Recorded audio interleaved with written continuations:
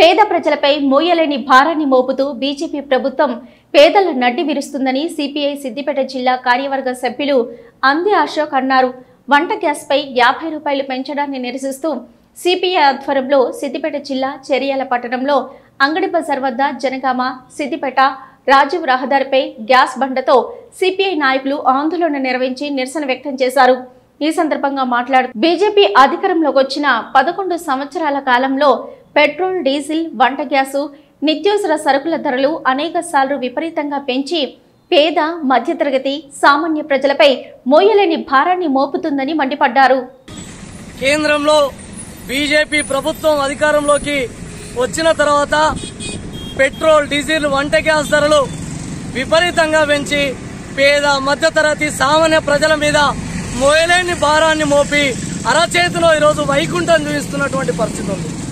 నిన్నగాక మొన్న కేంద్రంలో మోడీ గారు వంట గ్యాస్ ధరల మీద 50 రూపాయలు పెంచి సామాన్య ప్రజల మీద విపరీతమైనటువంటి భారాన్ని మోపడం జరిగింది. దానితో పాటు మరియు ఇప్పటికే 900 రూపాయల వరకు ఉంది డెలివరీ ఛార్జ్ తోటి.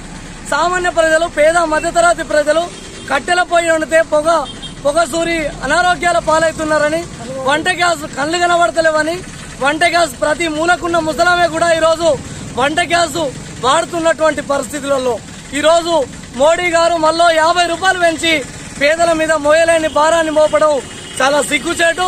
కేంద్ర ప్రభుత్వం వంట గ్యాస్ ధరలు పెంచడాన్ని నిరసిస్తూ ఈరోజు భారత కమ్యూనిస్టు పార్టీ సిపిఐ ఆధ్వర్యంలో చేర్యాల మండల కేంద్రంలోని అంగడి బజార్ వద్ద గ్యాస్ సిలిండర్ తోటి ఆ రోడ్డుపై రాజీవ్ రహదారిపై నిరసన వ్యక్తం చేసి మరియు కేంద్ర ప్రభుత్వానికి వ్యతిరేకంగా ఆందోళన కార్యక్రమాలు నిర్వహించడం జరిగింది.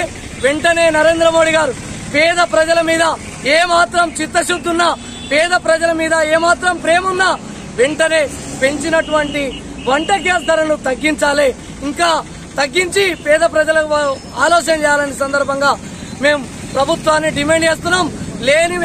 లేని పక్షంలో పెద్ద ఎత్తున భారత కమ్యూనిస్టు పార్టీ సిపిఐ ఆధ్వర్యంలో ఆందోళన కార్యక్రమాలు నిర్వహిస్తామని సందర్భంగా హెచ్చరిస్తా ఉన్నాం.